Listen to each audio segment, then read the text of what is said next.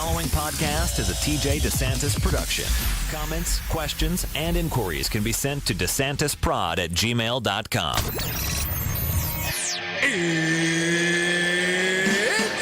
time! With Bruce Buffer.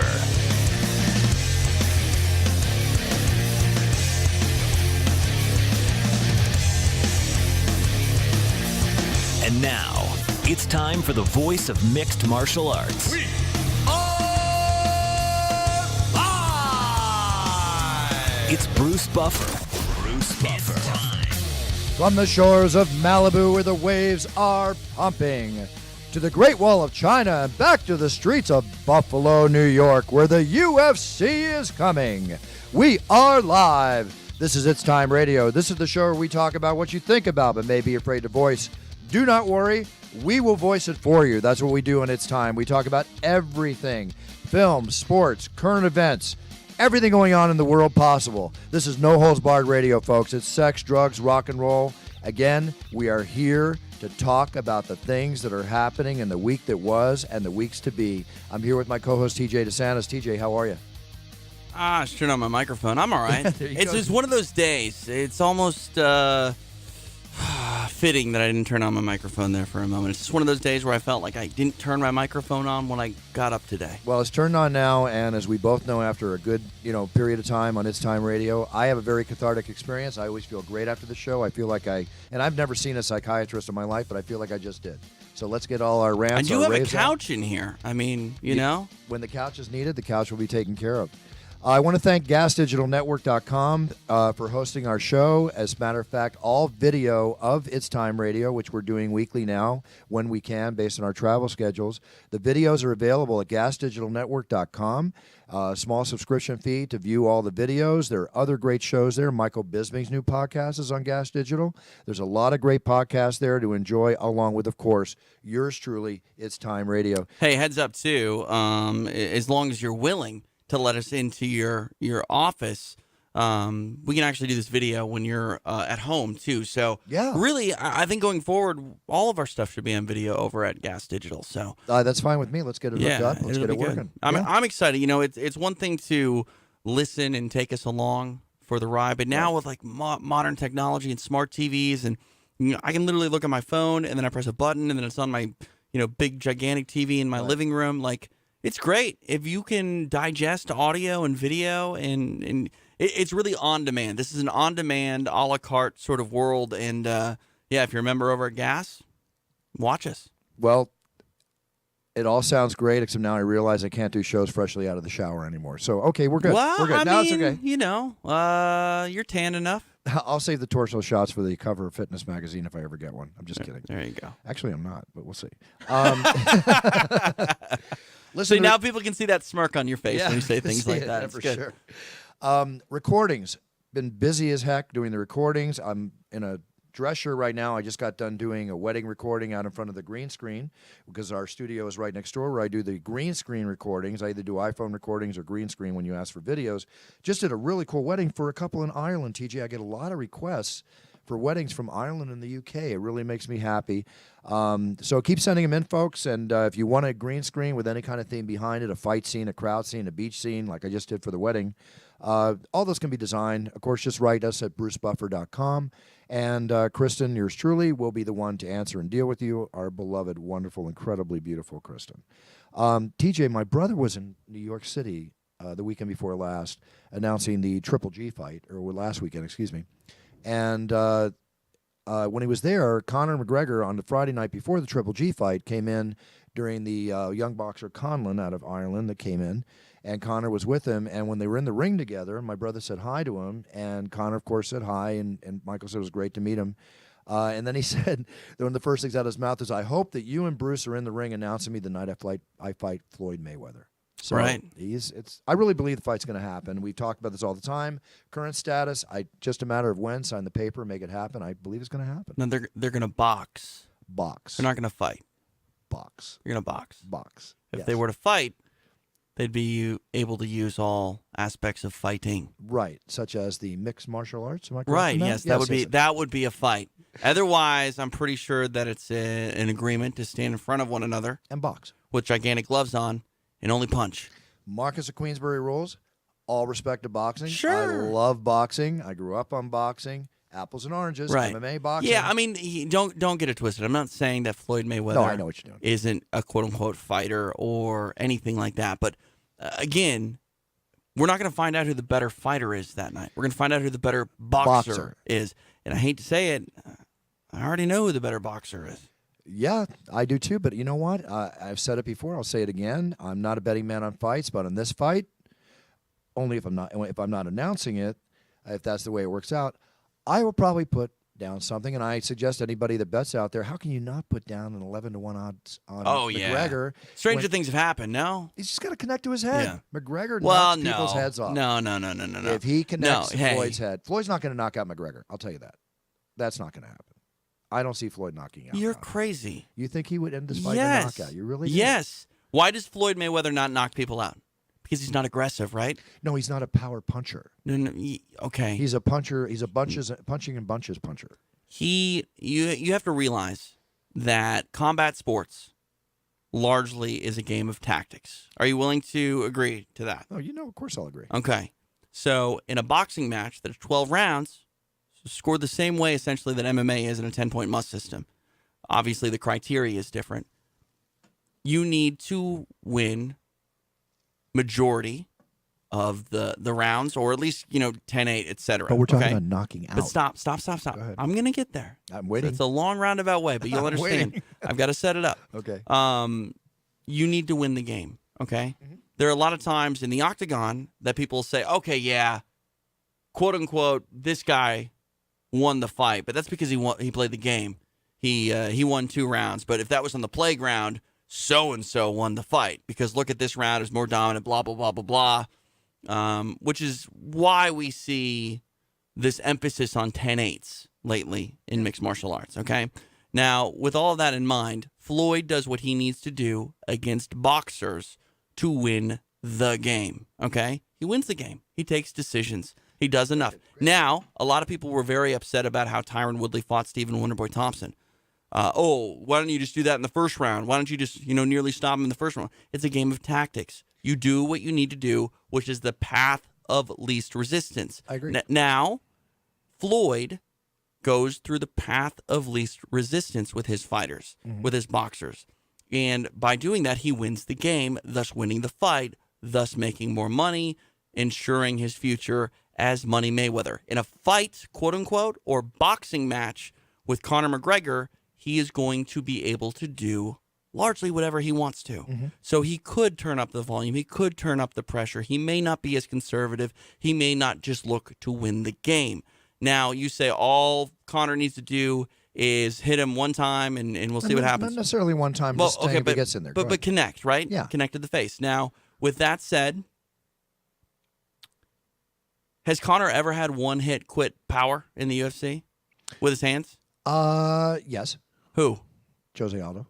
Okay, that is true. And you know what? I hate to say this, not to take away. We are talking about. Go ahead. No, sure, not to take away anything from Jose Aldo, but it was just so fast. I wish he would have done. No. I wish he would have done that after. Phantom punch, Muhammad Sure. Ali, Sonny Liston. Come on, it's just, not a it phantom happens. punch, but yeah, I understand what you're saying. I understand what you're saying.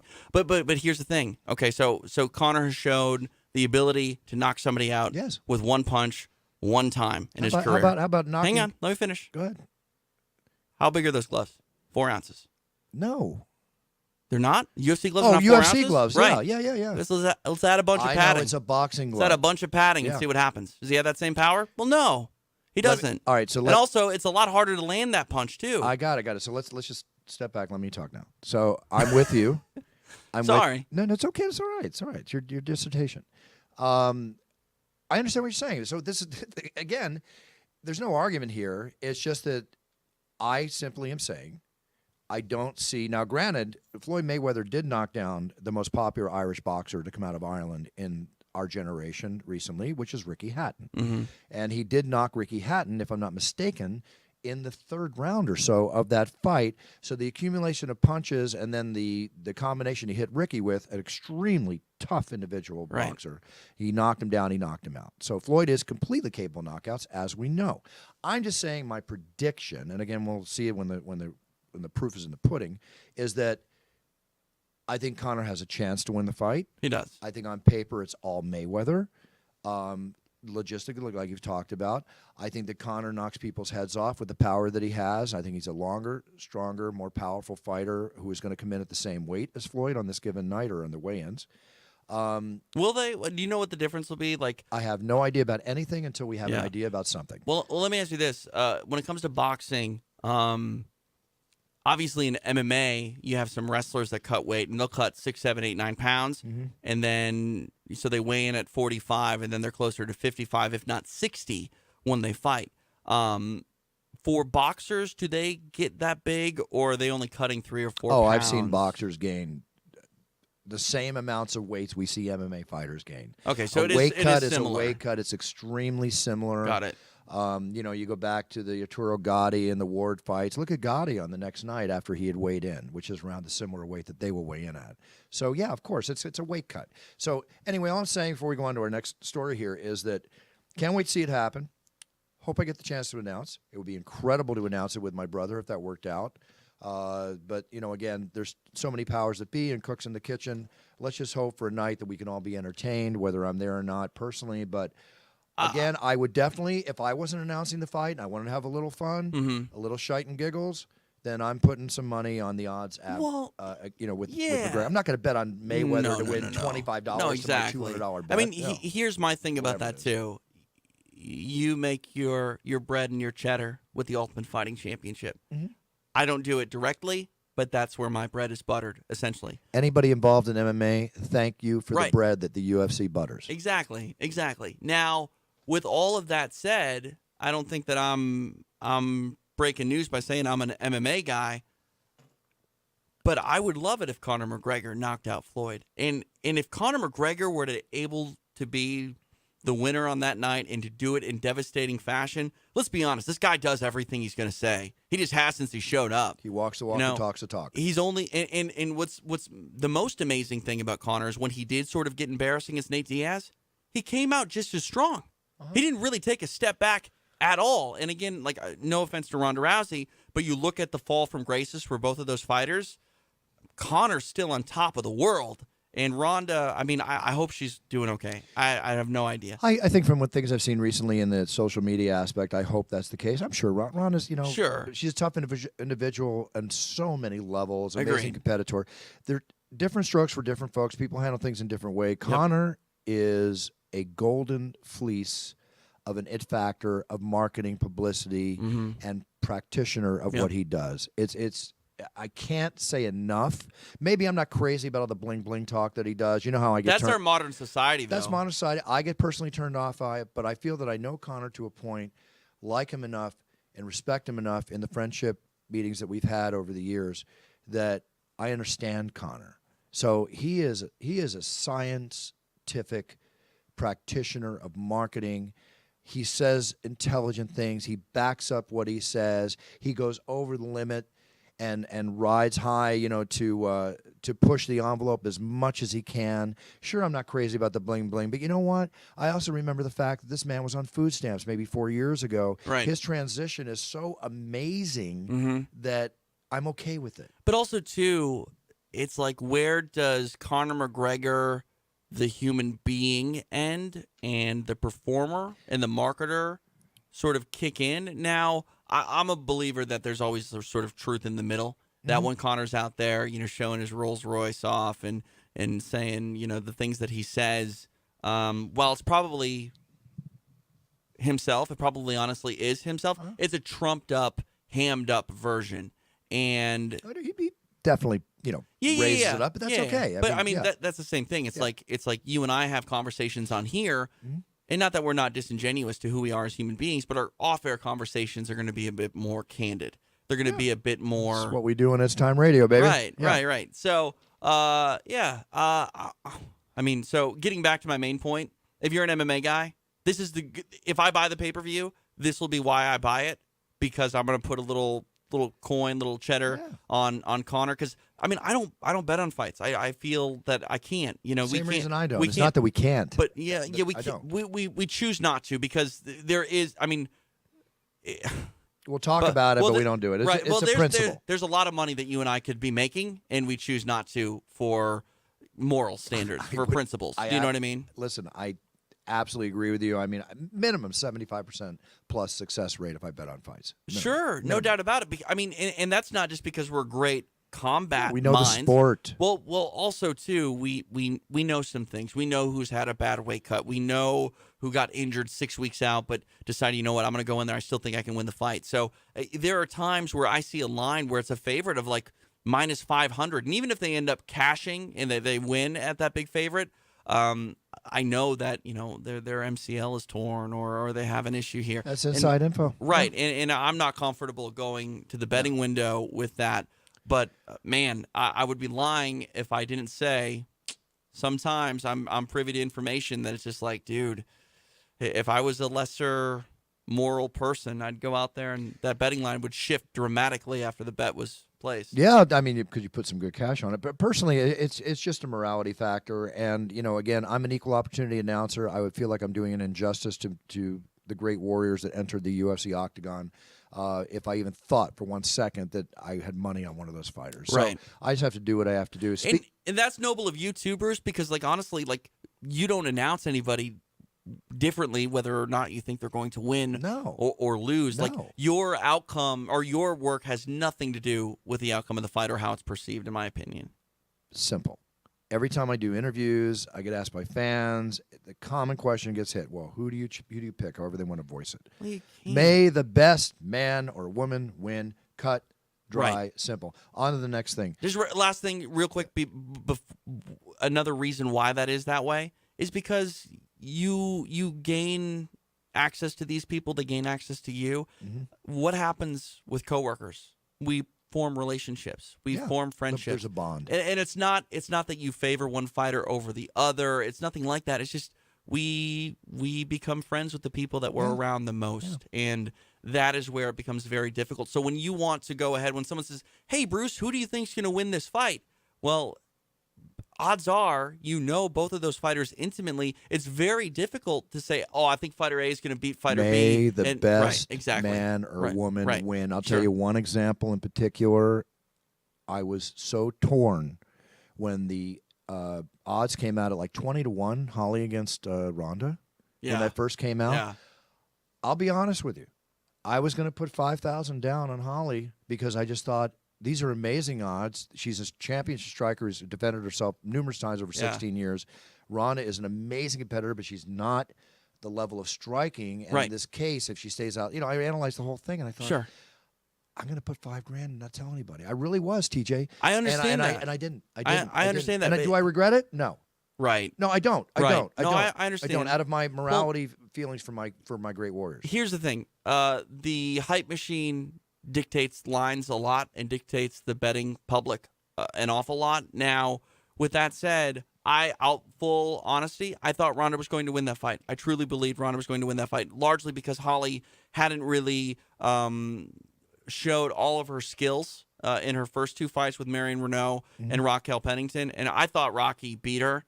I really did, and little did we know that Raquel Pennington was on her way to becoming a major factor in that division. I mean, she has the potential to be the champion. Yeah, she's got to heal, though. She's got to heal full. Yeah. But with that said, you weren't going to be able to get me to say, these odds are reflective of real fight odds, like the fight outcomes. Holly Holm is a world champion boxer and a fantastic kickboxer and a great mixed martial artist. I would have said that Ronda was more than likely going to beat her, but with all of that said, odds make people do things. Like, you're not betting on the fight, you're betting on the value. Isn't that what they say? Yeah, you're betting on the value. Well, it's a combination of two, but yes, the value. But here's the one key ingredient, and if we want to talk a little more about that. I love this stuff because we can't really do it. So. Here's the one deciding factor. Mm-hmm. MMA, women's MMA is young. Holly had been fighting for 16 years. Right. I saw a difference in the competitor that Ronda was going to face. There's two other fights, and I want to move on to more stuff. Two other fights in the past, I had the same feeling, ready to throw money down. I'll tell you which ones they were. T.J. Dillashaw, when he was like an 8-1 underdog. Against Cruz? Against Cruz. Oh, yeah. And also Randy Couture against Tim Sylvia when he was an 8-1 underdog in that.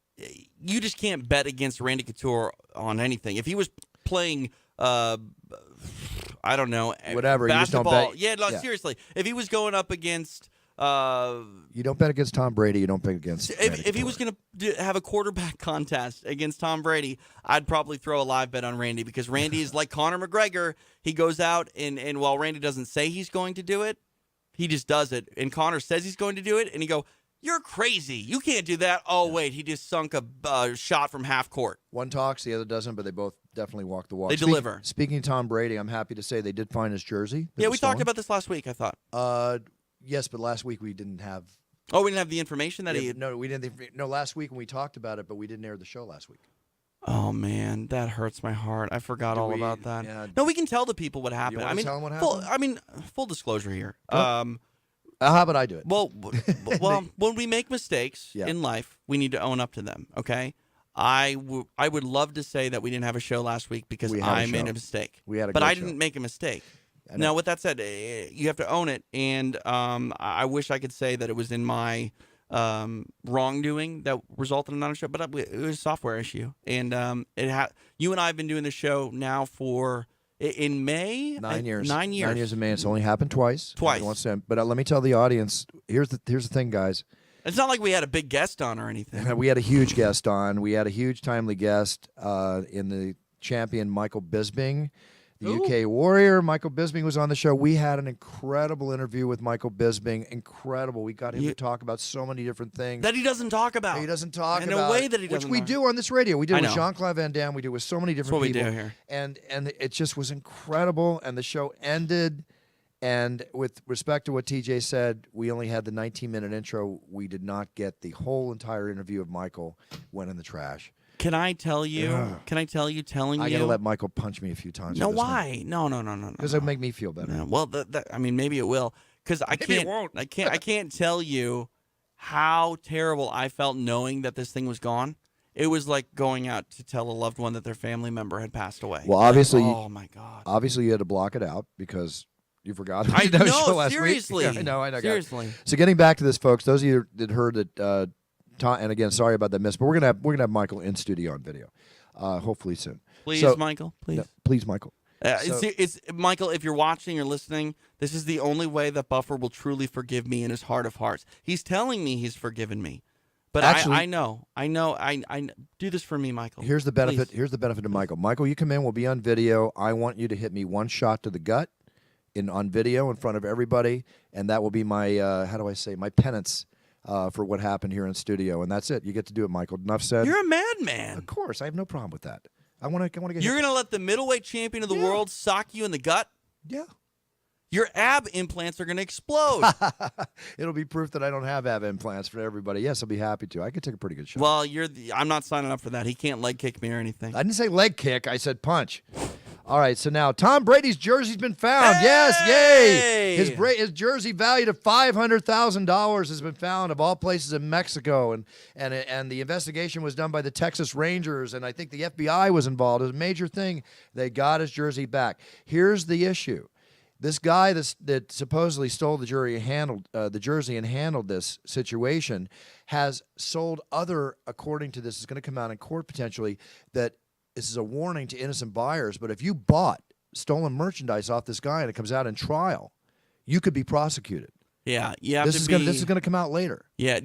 So this is interesting. Bring this back to MMA. Do you remember the famous video clip of the guy that had just bleed across his chest? Yes, of course. He went to prison for either buying or selling stolen farm equipment. Nice. And so the just bleed guy, when everyone asks what happened to that guy. Stolen farm equipment. Well, he's probably just bleeding in prison, if you know what I'm saying. Okay, so now, so legend, Kent, you're a wrestling fan or ex-wrestling fan or current wrestling fan, and lapsed. I would call myself a lapsed wrestling fan. So another celebrity, of course, what was the governor of Minnesota? Jesse the Body Ventura. Jesse the Body Ventura. Now Kane. Kane is running to be the big red mayor in Tennessee. Yeah, and I believe Booker T is actually running for the mayor of Houston in a couple of years. He announced that not long ago. So really, yeah, good for them. You might ask yourself, in this day and age of celebrities becoming politicians or people in entertainment and sports becoming politicians, obviously recently with our president-elect Donald Trump. Do you have to be a politician to be a politician? No. Sometimes just the fact that you love what you do, you love your state, you love your country, and you have knowledge about this, which has been proven with the great Arnold Schwarzenegger. And I do say great Arnold Schwarzenegger because I do consider Arnold great. He's a role model for me in many different ways. I think this is cool. I think it's very cool. Now, this thing I don't think is cool, Antonio Banderas, one of my favorite actors out there. I actually made a movie with him called Play It to the Bone. That both my brother and I are in. It was Antonio Banderas and escaping my mind, very popular actor. Pardon me. He had a heart attack. No. Yeah, he had a heart attack. Is he okay? Yeah, it requires surgery. He has 3 stents in his arteries from the surgery. But he made the announcement in Spanish to media in Malaga, Spain, just the other weekend. He had a heart attack on January 26th. He's only 56 years old. Wow. Yeah, 56 years old. And a guy who has been the epitome of like health and conditioning, when you look at him in all his movies, most recently The Expendables that he did with Stallone. So he went to a Swiss clinic for the procedure, and he's good. He has 3 stents, and he's back to work. Now, he's on to live. Now, here's another situation here. Not situation, but another passing that occurred. Chuck Barris. The Gong Show. Do you remember The Gong Show? Yeah, I watched it as a child. It was a little before my time, but I mean, like the fact is there was a game show on television that involved hitting a gigantic gong. How amazing and awesome is that for a 4-year-old? So yeah, for sure I watched it. They're supposedly bringing it back. They're going to revamp. They're going to revamp the Gong Show. This is what I read a few months ago. Why screw up things like this? That's all they do. Oh my God. I always told you that Hollywood is about 16 plots and 150 ways to tell each story when it comes to film and TV. Boy versus dog. You're not wrong. Yeah. Relationship, all that war. It's what it is. By the way, historic reference. Woody Harrelson. That's who you're trying to Woody think Harrelson. of. Yeah. That's right. So Chuck Barris, produced the Gong Show, was the host of the Gong Show, made a lot of money doing the Gong Show, and there was always rumor that he was an alleged CIA assassin. There's a big rumor out there, and it's been written about numerous times. And in the movie, they did a movie on this too, and I forget who starred as him in the movie, but it was all the reference that he was a CIA assassin. Really? Yeah, isn't that weird? That is weird. Yeah. I mean, you can talk about conspiracy theories until you're blue in the face, but I mean, truth is stranger than fiction, I believe, right? Yep, it's stranger than fiction. We got some law enforcement situations going on, and one of them, let's see here. A bold robbery, or should I say a stupid robbery. You ever been to the Bellagio Hotel? Oh, it's one of my favorite on the strip there. It's beautiful. You know the Rolex store inside? Yeah. 3 men, one in a pig mask, went in there in broad friggin' daylight, daytime, and robbed the Rolex store. And he got away? They got away. No, they arrested 3 suspects. Yeah. I just don't get this. I mean, a casino, there's cameras every Right. inch of that place. Yeah. Security, you wonder where the security was because they got out of the store. See. And they make that's a bold robbery. Yeah. Get Broad this. daylight? 3 well-dressed mass burglars carrying sledgehammers smashed their way into the high-end jewelry store early Saturday at the Bellagio Hotel. I mean, they walk into the casino carrying sledgehammers.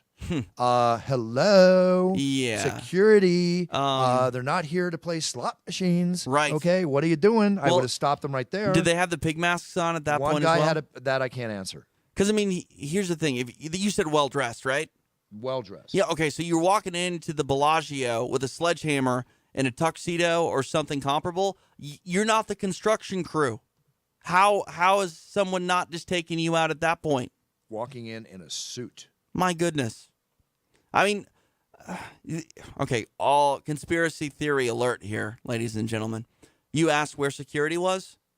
Probably where they needed to be for that to happen because they got the cue. Hey, we're going in there right now. Like, I don't know. Who knows? There's a bunch of different things, but I'm going to give you one more story. We're going to go on to something else here. Sure. I find this very interesting because I've often asked myself, and we've talked about it, one of the reasons I want a CCW here in LA is so I can carry, especially when I go out to movies and when I just it's just the way I am. So I mean, you're a responsible human being. I think that, yeah. And I would definitely go to the help of others. So you ask yourself, I've thought about this too. Maybe I'm just a little off kilter sometimes, but a police officer is dealing with a situation. Right. He's in a shootout. He's hit. Mm-hmm. And his gun is there, and and there's a chance to go help that police officer, grab his gun. It's a great question. You got to ask yourself, what would you do? Of course, none of us know what we'll do till it happens. So Even if you're trained to do it, you still don't know. none of us. Yeah. Listen, I've had my fair share of street altercations, as we all, to a certain extent, growing up or whatever. Sure. I have been in martial arts since I was 12. Mm-hmm. I have been around more black belts than I can remember in the dojo. I have seen black belts fold up in the street when they're face down with what's going to happen. We see it in MMA, too. It happens in MMA. So now here's a story, okay? A state trooper, Arizona State Police trooper, okay, at 4:30 in the morning is on a desolate Interstate 10 near Tonopah, if I'm saying that correctly for those that live there, Tonopah, Arizona. The only other person around was the man who just shot him. Oh, my God. And an injured companion. But the attack wasn't over. His gun now empty. The man charged the officer, striking him with the weapon, bashing his head into the pavement. Oh, God. He kicked him into the officer kicked him into the fast lane, hoping that a car would come by and hit him. Right. He rolled over to the side, shielding his weapon from the attacker. Okay. He didn't know, if he got his gun, he thought it would be over. Okay. So what happened is a former felon. Right. Former felon. Mm-hmm. He would later learn, a man who turned his life around and found God. Good for him. A lifelong hunter who begged a judge to reinstate his rights for him to carry a gun, which he got. He got the right to carry his gun again, even though he was a felon. Wow. Okay? He had the right to carry it? He had the right to carry it. You don't even have the right to own a gun as a felon generally, let alone go out and carry it. That's crazy. Well, Officer Anderson hadn't pulled over anyone. He was responding to calls of a man shooting his weapon at cars on the highway. Oh, Lord. When he arrived, he spotted an overturned vehicle of a car the man had just shot, a woman. There were two potential victims on the shoulder. A female passenger had been thrown for the car. He saw the male suspect kneeling and holding a female in his arms, so he blocked the slowing with his car, set out his flares, called for medical attention. When he returned to the victim, the man was missing. He looked at his flashlight, and he found him standing in the emergency lane. And the guy had a weapon pointing at the officer. So the man wasn't the victim at all. He was the shooter that was shooting at the motorist, right? Oh. So he was down to his last bullet. Okay. He shot it into his shoulder. The officer couldn't use his shoulder to get his gun. He tried to get his taser out, but every time he'd do that, the man kept striking him in the head and pounding his head on the pavement. Right. Okay, so it just one more of those at any time he could go out. He thought he was going to be done Right. any time. So Thomas Yuxall drives by the scene. He sees him beating him up. He pulls over, took out his legal firearm from the center console of his pickup, yelled to the suspect to stop, to get off him. So he said his facial expression, the look in his eyes was so evil, he had to put a word to it. The suspect refused to stop. He said to stop again. The suspect said, shut up, right? When he was not in the line of the fire, pop, pop. Took out the suspect. Thank you, sir. Thank you for saving us, for spending millions of a trial on this dirtbag. So thank you. The officers survived. Now they're friends. And they talk to each other almost every week. I mean, do you drive by and when you say you can't answer? No. I say what I think I can do. Sure. None of us can answer until the situation happens. I commend this guy. Yeah. Give him a medal. I know he's a felon. Everybody deserves their second chance. Kudos to you. Thank you. Justice done.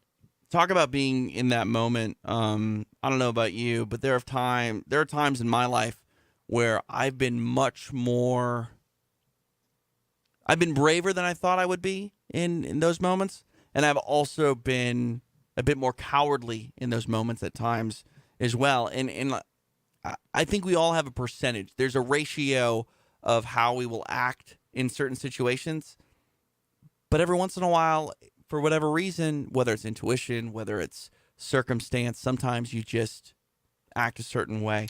I wanted to share this story, and I'm lucky to be here right now, Bruce.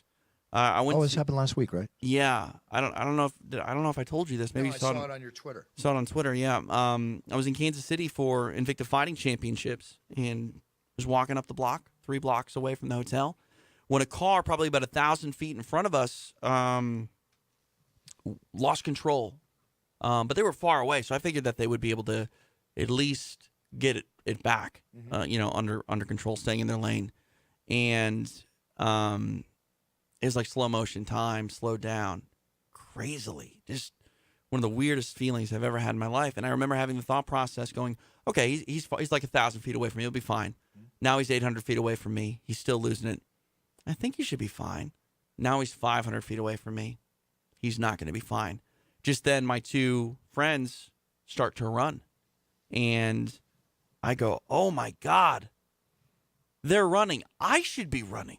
Yeah. So I started to run, and this car plowed into a parked vehicle probably 3 feet away from me. Even though I took 4 steps, I didn't get very far. Without that car there, it probably would have hit us. Now, the reason I bring this up is because my 2 buddies ran, and I ultimately ran too. But I think I had a bit of a deer in the headlights. I think I was staring at it for far too long. We all ended up running. None of us worried about the old lady that was right next to us. And what happened? Well, she was fine. She was fine, but none of us thought we should try to help her along because she couldn't run. And maybe you feel bad about that? In hindsight, I feel bad about it because the thought would have been what mattered, right? Like, oh yeah, because none of us got hurt. We were fine. But here's my question: was if the car wasn't there and the vehicle had come up on the sidewalk, would 2 people have died if one of us tried to save her rather than all of us? And I don't know. I can't answer that, but it was just one of the. It kind of it sparked my memory when we were talking about how would you act in certain situations. Well, it's kind of like Final Destination time at that point, that movie. But it's. I didn't even know she was there. By the way, no, that's okay. Yeah. So don't feel guilty about anything on that note. But I would like to think. I would think we would all like to think, if we're good Samaritans, that I would do what I could to protect that person. I would do what I could to help that police officer. I'll say it again, even though I think the way I think, although I know how I've acted in situations, some I don't care to discuss. Sure. You never know until it happens. Right. In those situations. Never know. Never know. Those situations in life change you forever, in being a human being. It's another example of your life can change. Right. Like this. Right. And just real quick, last thing on that note, I just wanted to share this with you because I hadn't really shared it. I was fine. The adrenaline started running, and it was crazy. We were talking about it. By the way, the guy ran away. The person in the car fled the scene. They caught him. Apparently, he was high on meth. So don't meth and drive. But I was fine until I called my wife. I have no tolerance for drug. I have no tolerance for that. None. But when I called my wife, that's when I realized this phone call right now isn't one that I was guaranteed. And that's when it hit me. It's like, I could have died. Yeah, that again, scary, right? I'm not going to try and one-up you or no, we've all gone through those I've things. got it. I'm with you all the way. Here's a situation. He's a friend of the show. He's been on the show once or twice. I see him at UFCs all the time. Great guy. Just a great guy. Incredible football player. Commentator on his own show on the NFL shows and stuff. Michael Irvin. He's under investigation for alleged sexual assault in Florida. And these stories, it gets back to my, whether this is a story where, again, allegedly the girl's setting him up or whatever. You have to just be really careful these days. We talked about this with Sammy on the show. You never know. So here's what happened. According to reports, a 27-year-old Florida woman filed a police report saying she feared Irvin had drugged and raped her after she went with him from a bar to his hotel room in the early hours of March 21st. Irvin denies the allegations, saying he was only in his hotel room with the woman for 15 minutes before leaving to catch a flight, and that another man was present when she was there. He's been named as someone being investigated in the case. He's not being charged with any offense, but of course, when this publicity comes out, it's just always negative, right or wrong. He was in Fort Lauderdale visiting nieces and nephews at a track meet, visiting his 90-year-old aunt, attending her birthday party. He was blindsided by these allegations. He claims the allegations are completely false, as I hope they are, of course. He's just a great guy. You're innocent until proven guilty. I'm sorry. But what happened is, in the short period of time that they've investigated this, there's some suspect to her allegations. Her allegations in her background. So it's all coming out. It's a he said, she here's said the problem situation. Though with that. Here's the problem with that. I'm not saying that I don't know anything about this. This is the first I've heard of this, but it's unfortunate that in this world something could happen and you go report it, and all of a sudden your past is dictating whether or not you're credible. This And- is one of the reasons Mhm. why, and again, I'm sorry to say this because it's just a horrific crime when it comes to the crime of rape or sexual assault. Yeah. The reason, and it might still be the same, the reported stats were that only 1/3 of rapes are reported because obviously women, there's so much. It's Well, there's just so, shame the involved. shame and involved. But for a woman to go through a trial to Yeah. prosecute the man who allegedly raped her, she is driven over the coals. It is a brutal trial. Right. It is very tough. A lot of times they get off, and all this comes about. And like Sammy once said recently on the show, you know, her own past experience having to hold those in all your life. It's just there's no plus side for the victim. It's horrific all the way around, and that's one of the reasons that these go unreported and unprosecuted. Right. And this is my real qualm with sexual assault and sexual abuse cases. Even when a party is found guilty, that isn't really justice enough for the victim, because the punishments that are handed down, it's for a certain period of time for those people to go ahead and be rehabilitated, and then Rehabilitated? You don't get me Well, started. No. I know that. But the problem is even if they are rehabilitated, let's say someone does something, it's horrible. They go through the process. They are deemed no longer a threat to society, and they go on to lead a great life. Okay, I don't think that's very common, but let's just say that happens for this thing. It's very, very rare from the people that I know that have dealt with sexual abuse and sexual assault to ever get over it. They struggle with those feelings, emotions, and it affects future relationships, of self-esteem, and no amount of punishment for their offender will ever make their life whole again or have them on the right path. No, but you know, again, I think a baseball bat and a one-on-one visit to communicate with that individual for a half hour would be be a way to deal with it. I know that sounds harsh. I'm sorry. I'm just. Well, I mean, basically, it's so upsetting to me to even think about what women have to go through. God forbid, even a man is sexually assaulted. Sure, Yeah. and that does happen way more than. I mean, I cringe every time I see these stories online where it's a female teacher sexually assaulting a minor that is a male, because people on Facebook are like, where was that teacher when I was in school? Yeah. Sure. No, I get it. I get what you're saying. Generally, like, the idea is if you have an attractive teacher that wants to get down with you and you're 12, 13 years old and you do it, you're a hero. If it's the other way around, people want to grab that baseball bat like you were talking about.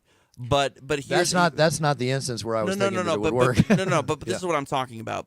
The idea that a man sexually abusing a young female child enrages the public, as it should.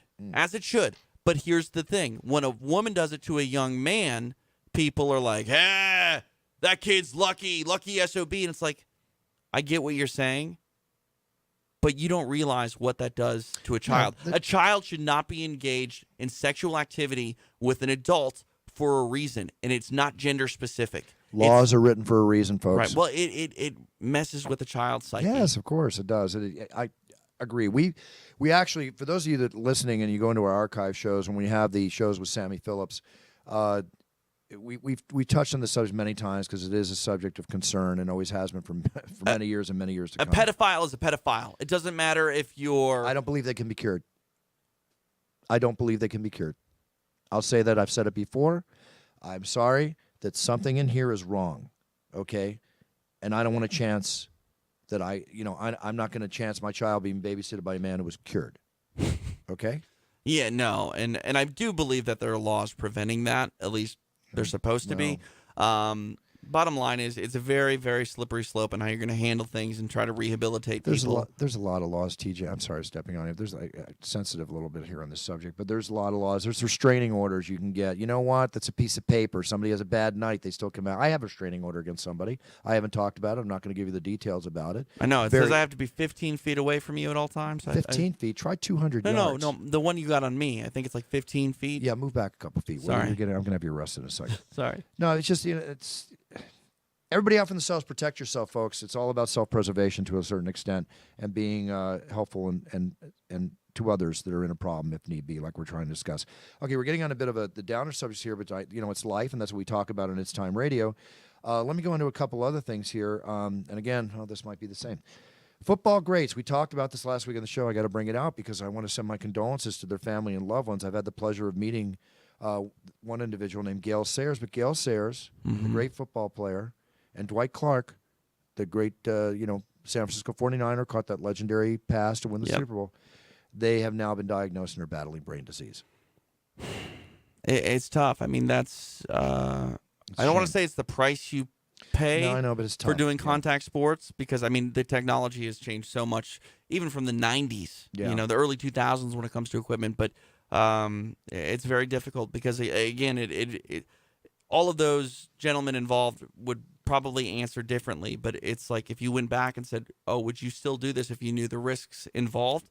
I still think a lot of them would because it's a love for the game. I think a lot of them would, but I wish I could remember. But there was actually a quote by a very popular one. He said, had I known this, I never would have done it. Right. And there's going to have both.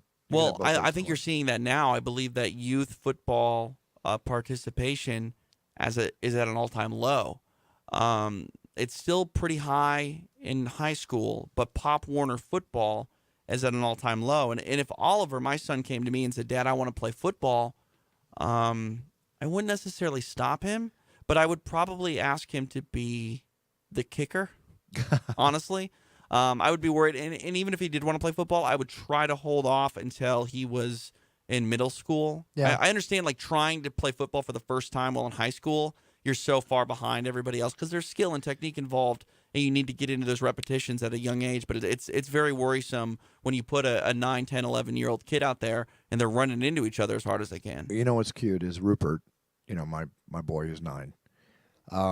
He's doing flag football, and he says, Uncle Bruce, I'm never going to play regular football, but I love flag football. Why does he say he doesn't want to play regular football? He doesn't. His mom and dad have talked to him, and he watches, and they've talked to him and Henry about the injuries that people are suffering, and at their young age, their own decision. Even though we watch football together, we love it. We have Sunday footballs. Yeah, watching football doesn't mean that you want to play it. Out of all the sports at their young age, they've decided, not been told, they've decided they do not want to play football to avoid the injuries. And, I've said it before, I'd rather have them train as I have them train in martial arts, and mixed martial arts. I wouldn't mind seeing them fight a little bit or whatever. I'd much have them rather do that than play football. What we're learning about combat sports and what we're learning about and I love football, folks. I love football. Sure. What we're learning I played football. I played football in school. So just for the record. Yeah, I mean, what we're learning about contact sports as a whole is pretty worrisome. I mean, we're learning.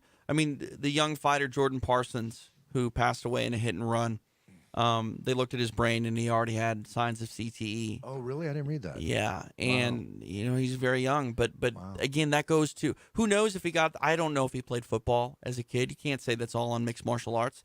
Anything that you can be in a car accident and have CTE. You know what I mean? One of my concussions I've had 1, 2, 3. Uh-oh. I don't remember how many. When I saw the doctor at 32, he had me down for 2. I knew I already had about 4 by then, but I didn't want to tell him. Right. But I've had other instances from kickboxing where I think I might have had a couple more. But the one concussion I got that was one of the worst ones, I was playing paintball. And my buddy, Jeremy Zimmer, who's the owner of UTA, we were best friends. We were younger and still forever. But we're running. We didn't see each other. We literally ran into each other. Right. Collided heads. Yeah. And we're both out. Yeah. Right? Yeah. You're out. You're concussed.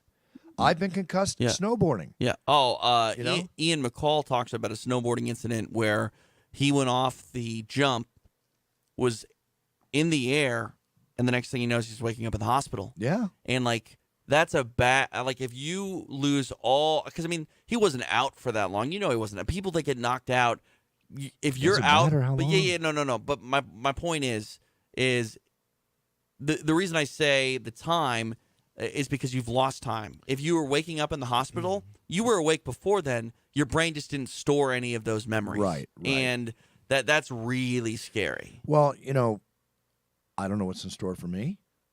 So far so good.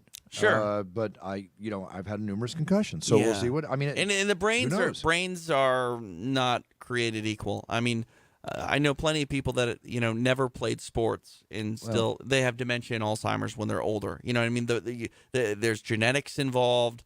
There's contact. It's and, different strokes for different. Oh God, that's a bad choice of words. Different strokes for different folks. I didn't mean it. You that meant way. well, but I meant well, but I didn't mean it that way. Yeah. We'll see. I mean, again, all good for me, but I mean, be wary, and I can see, and I'm happy to see that the kids are not playing as much as they used to. Quite frankly, I think a lot of parents put them in there for an extension of themselves. Sure, I think with sports like that, it's important for your kids to be involved in sports as they're growing up. Because, I mean, you just look at a kid that grew up wrestling or grew up doing martial arts, their structure, their skeleton, their bones, their muscles, they grow up and they're built stronger for growing up in sports. Especially wrestlers. Right. No doubt about it. And those of you wrestlers listening, and I wrestled, at an early age in school, one of the hardest things I ever did in my life. I've gone rounds with wrestlers and striking and stuff. Yeah. I got to tell you, man, wrestlers are one of the naturally toughest individuals I've ever met in my life. And not for when they're wrestling as young kids. When they're 50 and 60 and older, go say hi to Gene LaBelle right now. Oh, sure. And that Terminator will still take you out with one hand. Well, I don't want him to shake my hand because he'll probably crush it. With that said, mixed martial arts has taught me that you can basically put a martial artist in front of me, not tell me what they do, and I'm not even cheating, not even looking at their ears. I'll be able to tell you if they have a jiu-jitsu body, a Muay Thai body, or a wrestling body. I would like to think I could do the same thing, TJ. I'm sure you can. I'm with you on that all the way. That's an instinct that we've learned through time.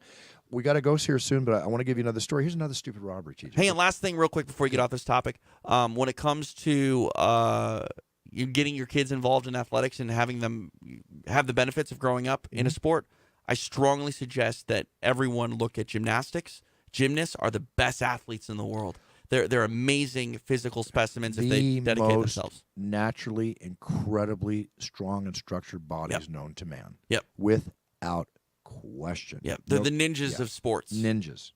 Anyway, sorry. And what amazingly, beautifully aesthetic bodies they have. They're put together in a fantastic way because every part of your body is needed to perform those acts. That's right. So in England, let's see here. No, excuse me, in Berlin. Mm-hmm. That's Germany. That's Germany. Get this, TJ. Talk about a bold robbery. Mm-hmm. There was a massive coin, a gold, 24-karat gold coin. What's massive for a coin? 200 pounds.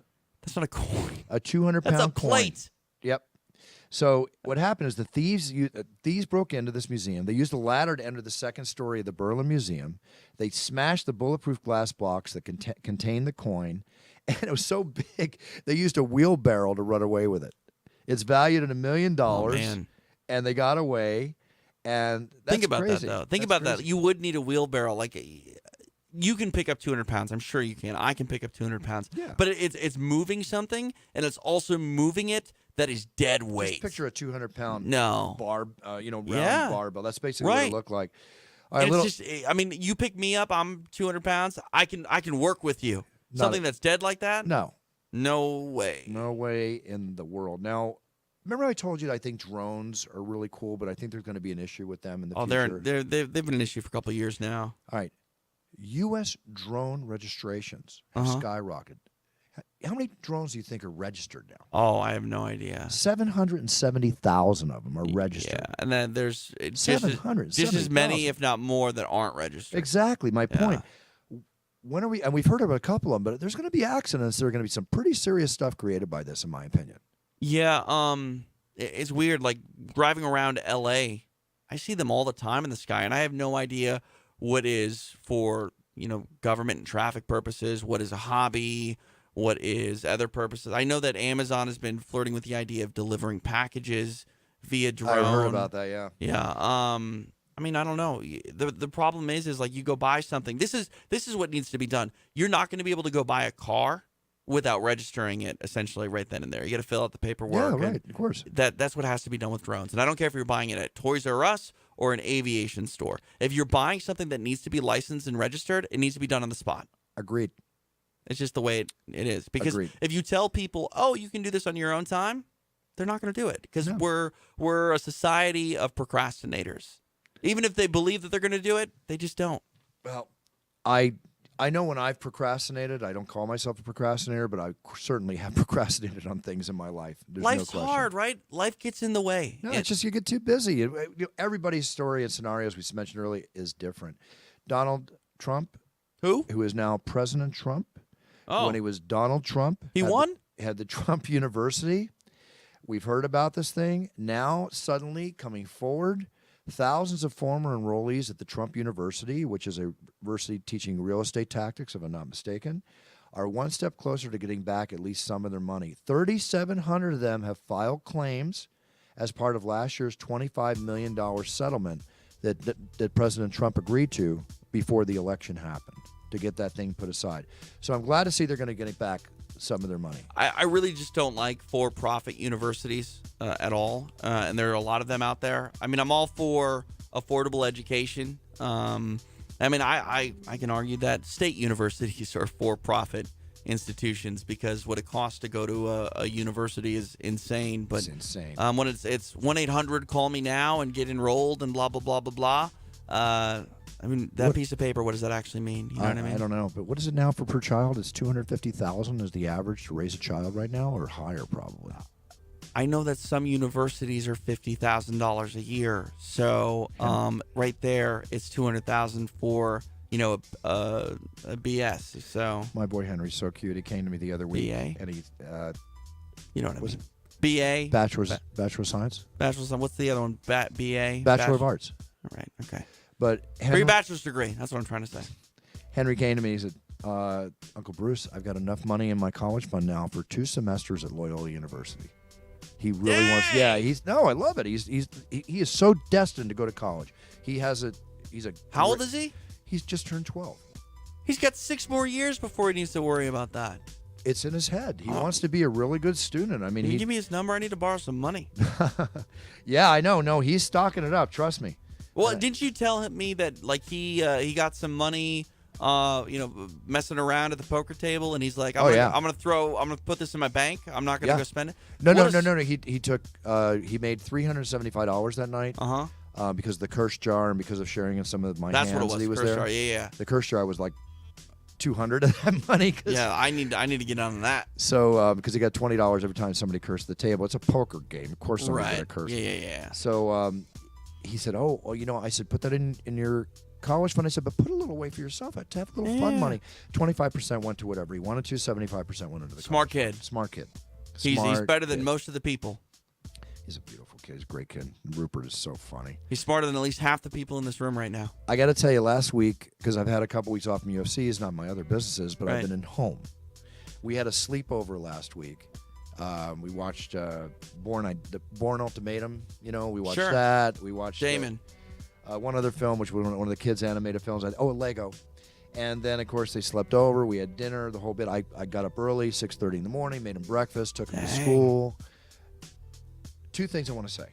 It was one of the most fun nights of my life because communication with my boys now 9 and 12 is getting more and more. It's just incredible. Right.